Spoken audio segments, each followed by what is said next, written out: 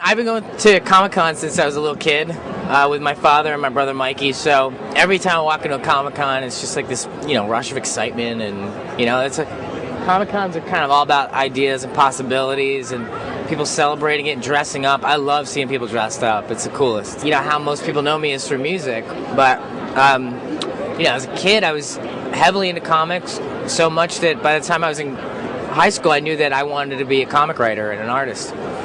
And when I graduated high school, I went to SVA, graduated from there. My major was cartooning, interned at DC Comics, got involved in animation for a little bit, and then started a band after 9/11. I mean, the story is pretty, basic, But I missed comics and writing and art so much that I had to get involved in something again. Umbrella Academy, it's a postmodern superhero story. It's not a superhero comic, basically. It's a story of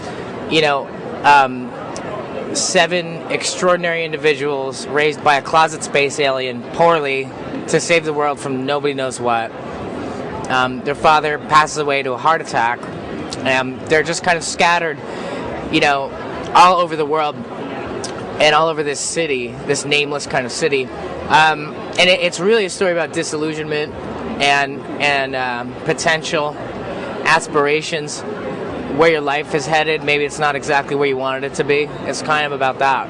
If it took us 4, 5, 6, 7 series to find an audience, we would have kept going. And I know Dark Horse would have, which is why I went with them. Scott, as an editor, believes in the book so much he would have stuck with it that long too. So a second series was always planned. The exact story of that wasn't.